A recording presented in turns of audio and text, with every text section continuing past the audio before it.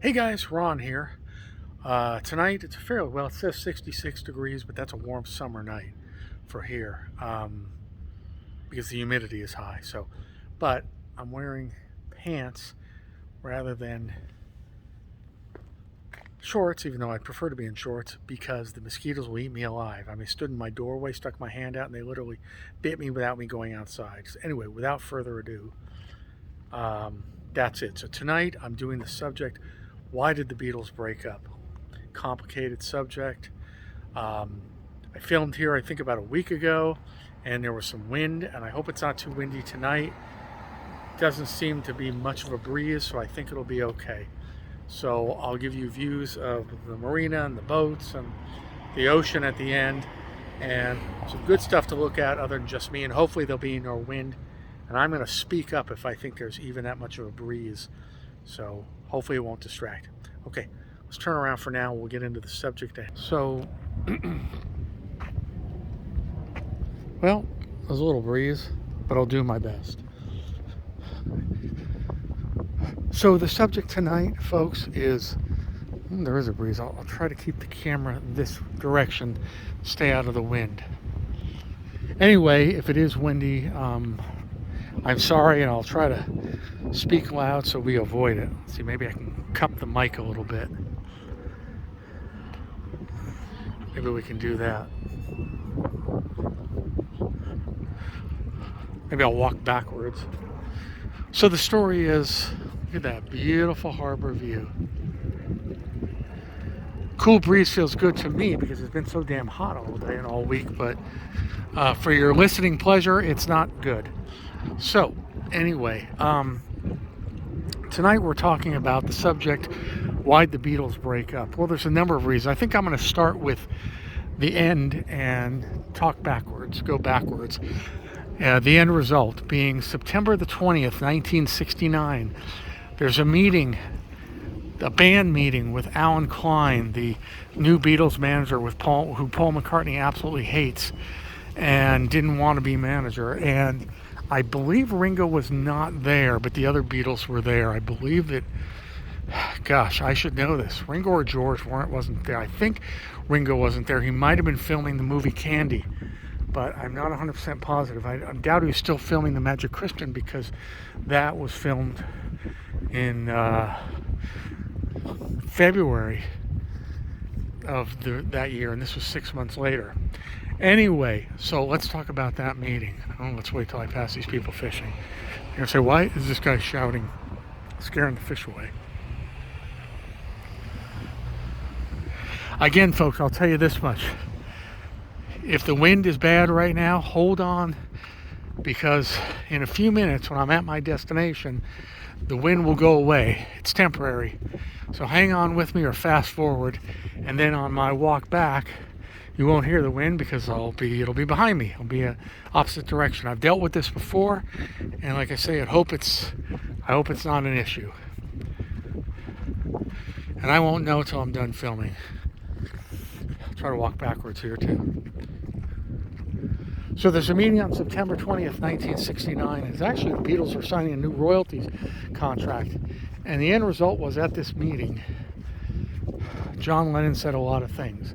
He had been building up to a lot of demands that from now on each Beatles record would have 4 songs by each Beatle. Well, it couldn't be 4. I guess it would have had to be 3, which would make 12 songs. Let's hang us.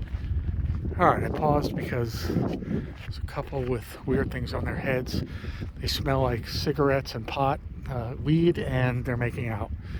So I decided to wait. Anyway, so John was making these demands. Like I said, you're going to have each Beatles going to have, oh, here's another one. Each Beatles going to have a song on the record, 3 songs on each record. It's going to be, divided up, which is really a ridiculous suggestion. Being as Lennon and McCartney were still the principal songwriters and had the bulk of the material. Anyway, but this was also a meeting where Paul suggested ideas. He was always trying to move forward and keep the band. He was the most excited about the band We don't know if Ringo was excited because he just kind of, he's never spoken publicly about, how he felt about the band at that time. Although he left for a couple days in 1968 during the making of the White Album, thinking his playing was not up to snuff, and the other guys were kind of shutting him out, and they welcomed him back with open arms. We know that George left during the Let It Be album sessions, the Get Back sessions, which we can now watch on Disney Plus if you have it, which is absolutely fascinating. And George came back, and we know that John had been hinting about leaving for quite a while, but had never pulled the trigger on it. So that's a bad phrase to use. That John had never done it.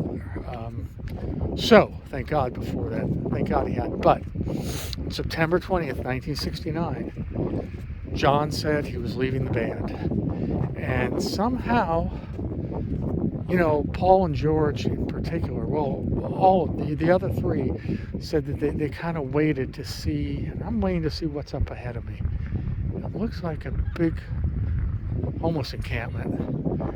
What is this? And I'm not sure, so. Oh, they're doing some kind of work, like a trench. I don't know what the heck's going on here. Hold on. Okay, wasn't what I thought. Look at all this. What's going on here? I don't know. Bear with the wind, folks. Bear with the wind. It's going to be over soon, and then the second half of the video, you're not going to hear any. Bear with it, please. Bear with the wind. Okay, so at that meeting, John announces he's leaving the band, and Paul and George and Ringo kind of thought, well, John's temperamental, John's moody, and he's certainly under the influence of Yoko, big time. I don't think anybody can dispute that fact. So maybe this is just one of his little flings. But after a couple of weeks, it looked like it was real, and that's when Paul took off with Linda and Heather, and they went to Scotland to his farmhouse and retreated from the world. But that's another story, which kind of boosted the Paul is dead rumor, the hoax, which came out right at the same time. And since nobody knew where Paul was outside of London, it's kind of furthered the rumor. I mean, the timing was just incredible. And Paul was in a fit of depression like he had never been in his life. So, bear with the wind, folks. It's going to be over soon. So, at this meeting, before John had said, you're nuts, I want out of the group, and essentially left the band. And it's also, Alan Klein, the manager, said to John, can you at least keep it private? Because we were just negotiating a new royalty rate from Capitol Records, and they had just put out the Abbey Road album, which is part of why John was so infuriated when the following spring Paul announced that he made it look like he was leaving the band, and that's why the band was over. But Paul had to announce, number one, because he was bitter and very angry, and number two, because he had decided he basically had to sue the group. Well, he decided over that summer to set the royalties rate, because he was locked into Apple Records. It's a whole business mess. But anyway, at that meeting, before John said he was leaving, Paul was making suggestions like he always did. He said, well, we did look at the foghorn blinking out there. That's kind of eerie. John said, Paul said, well, we did that is really eerie, man. I think that's a boat beyond the foghorn. And more people. Hold on. So we're going to look at the shore and everything here on the ocean. So Paul says we've got to do something new. We did the Get Back album, which became the Let It Be album. No frills, no overdubs. We did it, bare bones like you wanted. And then they did the more produced album to counter the Let It Be album, which was the Abbey Road album, which George Martin agreed to work on. But it's what's next. So Paul suggested they do short unannounced. Well, Paul wanted big events like a tour or a concert on a ocean liner or a concert at the pyramids, and he had been pitching these ideas for 6 months at least during the making of the Let It Be album. And George especially wanted none of it. Absolutely didn't want to tour again. John wasn't fond of any of the ideas. Ringo, I think, would have gone along with whatever the band decided. And essentially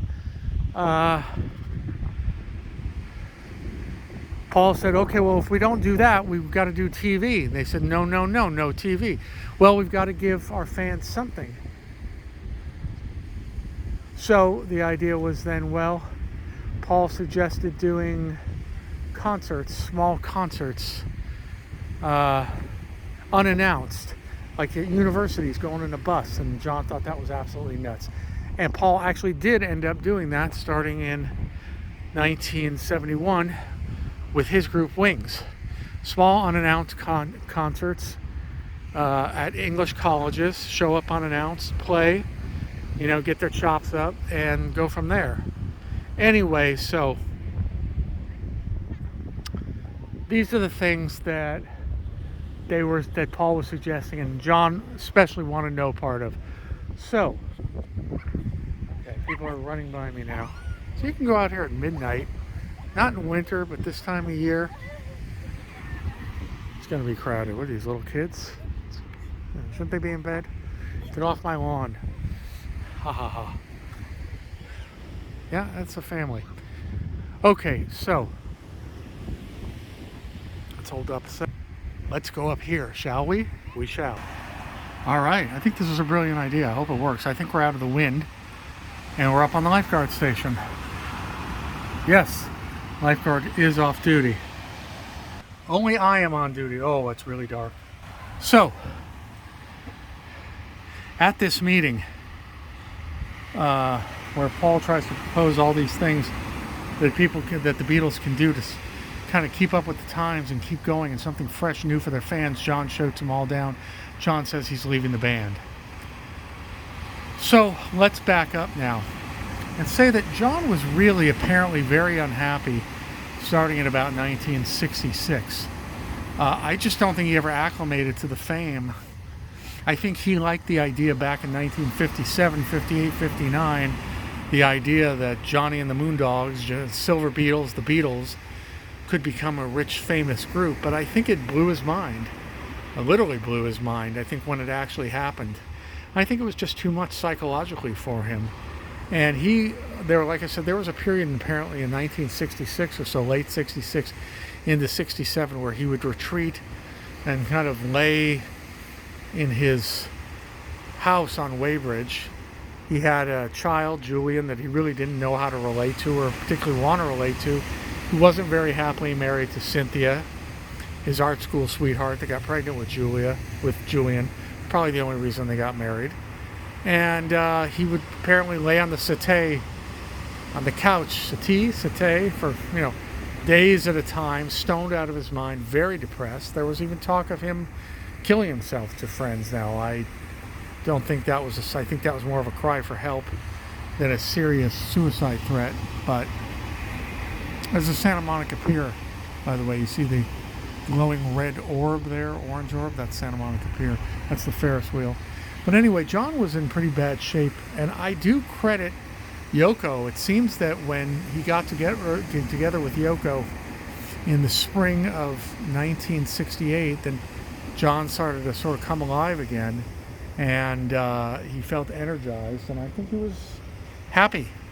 And part of it was finding a soulmate that caused a lot of grief within the band, because he brought her to the White Album sessions and then the Get Back sessions and of course the Abbey Road sessions, and Beatles had always made a point of keeping girlfriends' wives out of the studio, not to be, just because they felt they worked best. Work habits were performed best when it was just them and the producer, perhaps engineer. So Yoko is encouraging John through that last year. That I think the statement, "you don't need Paul," probably was uttered more than once. John was getting fed up with Paul pushing the band to keep reinventing themselves, or at least keep going. And that had been long-standing. Paul would call the other guys and was basically, "Well, guys, we got to make another record now." Paul does not apologize for being the cheerleader of the Beatles, and I think he was right to do so. I think they would have broken up years before had he not. John's apathy was growing, egged on and aided by his drug use, and George's apathy had been going for years. And they both resented sort of workaholic, cheerleader, push Paul. And there was some jealousy involved, obviously, and so on and so forth. And I think it is said that John was, I don't want to use lazy, but essentially kind of lazy. And Paul, as we know, likes to work, still does. And George felt resentment towards both of them for not taking him as seriously as a songwriter. But John in particular was being egged on by Yoko. John found essentially Alan Klein, who had been the Rolling Stones manager, and wanted him aboard. He convinced George and Ringo to give the go-ahead for Klein. Paul absolutely refused. He didn't trust Alan Klein, thought Alan Klein was a crook, which was, in fact, Alan Klein did get in a lot of legal trouble later on. And George kind of thanked Paul later with a slight apology. Hey, thanks for getting us out of that. But it took years, took a long time. So Paul would not work with Alan Klein, thought he was swarmy, sleazy, con man. The other three Beatles accepted him. That was a big rift. That had never happened before. Yoko's encouragement to John that he didn't need Paul or anyone else for that matter. John getting on heroin with Yoko in probably late 68 into 1969.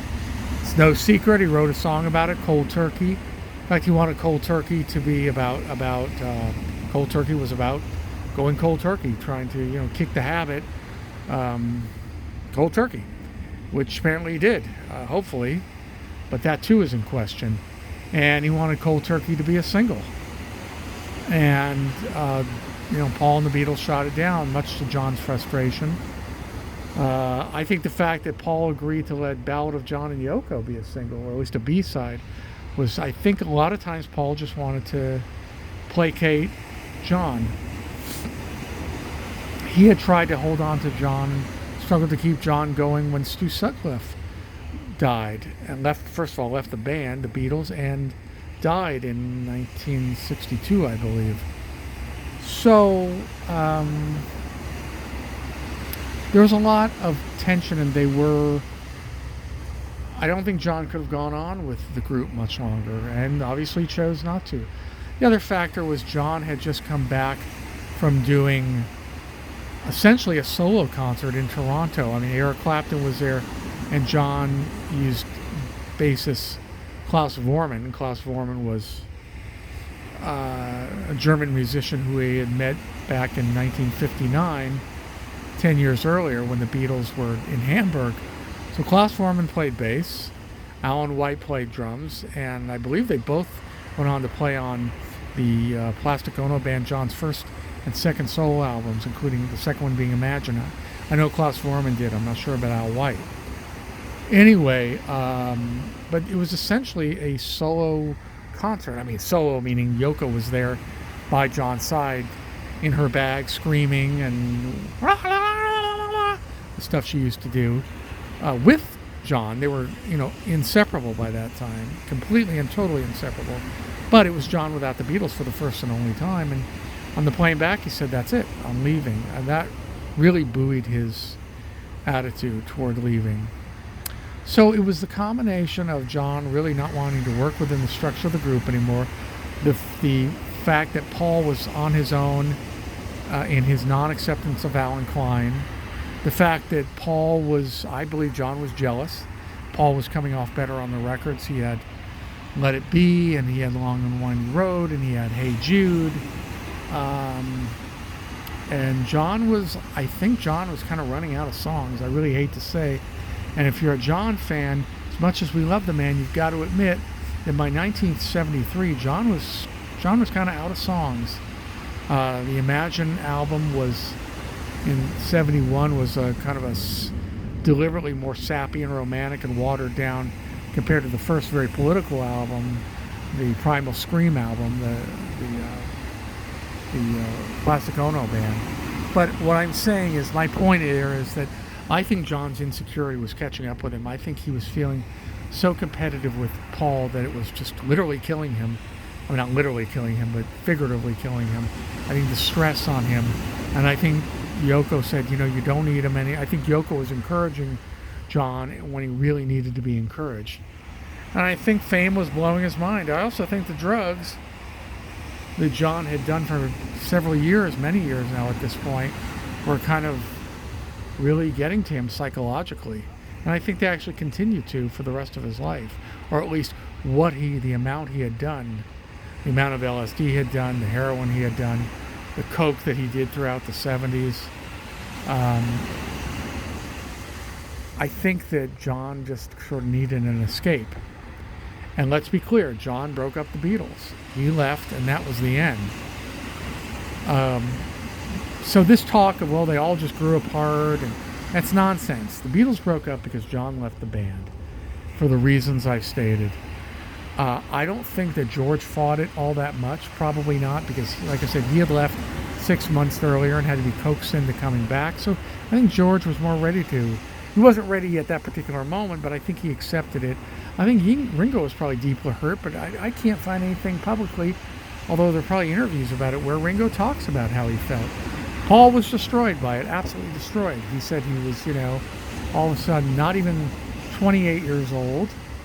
Well, I guess not even 28 years old, unemployed bassist, and that had been his entire life. And Paul had a real, for lack of a better term, a nervous breakdown in Scotland, where he retreated with Linda and Heather in the late fall and early winter of 1969, and wouldn't bathe, wouldn't get up, was drinking, did heroin. I don't know if he had ever done heroin before, but he took it with him because somebody had given it to him.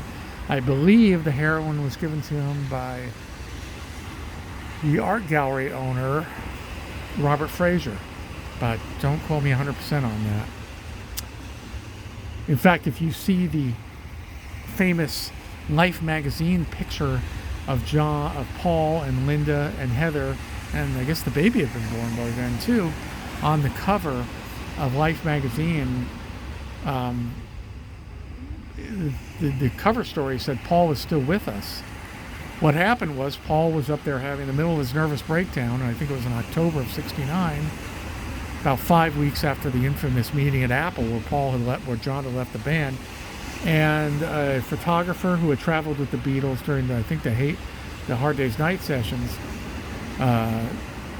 the Rolling Stone, not Rolling Stone Life, must have been Life magazine writer and a photographer, waited till a Sunday. They figured that the farmer who was near Paul's property would be at church, and that was true.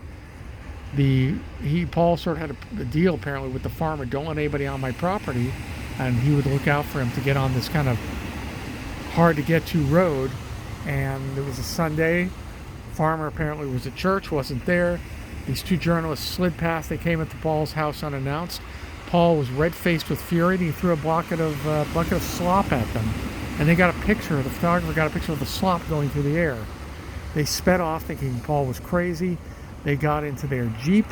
Paul came after them in his Land Rover thing, and he stopped them and apologized profusely, knowing that if that picture of slop flying through the air, and he even said that's a terrible picture.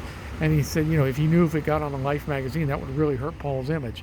So he made a deal that if they burned the negatives, he'd give them an interview, let them use some of Linda's photographs, and so on and so forth. So anyway, the interview comes out, front page, Life magazine, cover story. Paul is still with us, Paul and family. And in that interview, Paul says, the Beatle thing is over. He says, if I have anything to say these days, it'll be through my music. I just don't have anything to say. And the weird thing is, nobody questioned his statement, the Beatle thing is over. Isn't that weird? So Paul went on to write a couple of songs that expressed his bitterness towards John. One of them was called Too Many People, on his second solo album with a band that he was with, guys that he used to back him up. Too Many People talked of you took your lucky break. I can only sing you took your lucky break. I threw it away. Anyway, so John flipped out when he heard that, knew it was about him, wrote How Do You Sleep on the Imagine album, and the feuding went on for years. Personally, I think John did throw away his lucky break, and I can see why Paul was so resentful.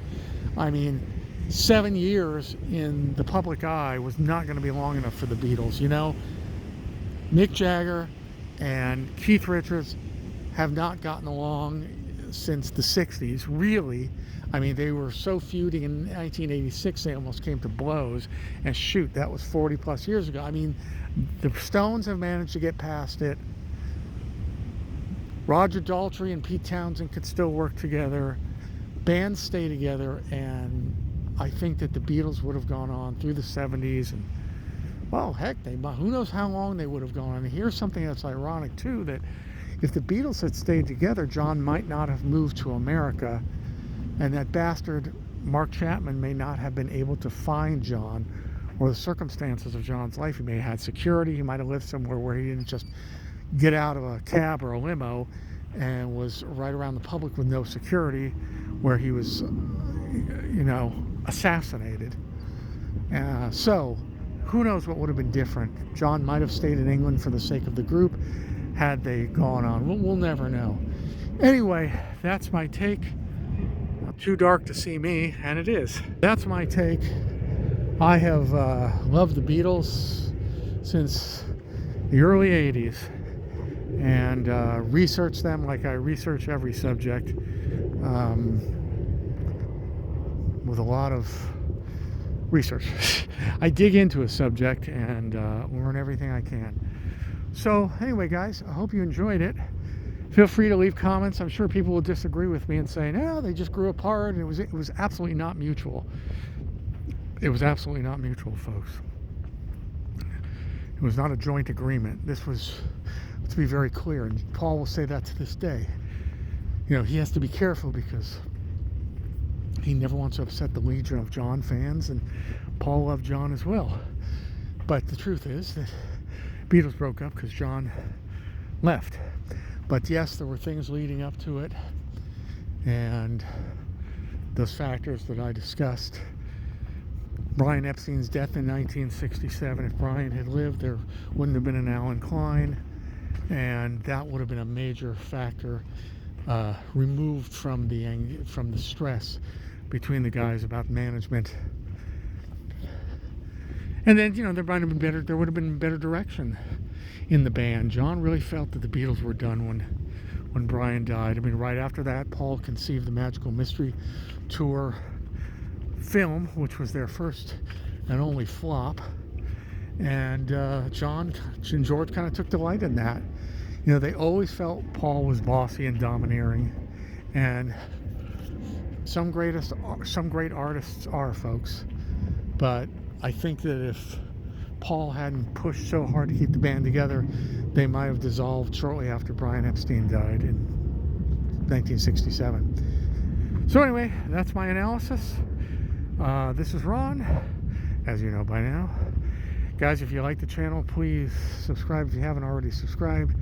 If you do so, please hit the little bell icon next to the subscribe button so you'll be notified when I post. And please give me likes, folks. Please give me likes. Remember again, if you stuck with me this long tonight, this is just one man's opinion. So you can challenge me, and that's fine. We can talk to each other, and I will answer you. We can debate it, but this is just my opinion. I'm not Paul McCartney. I wasn't there.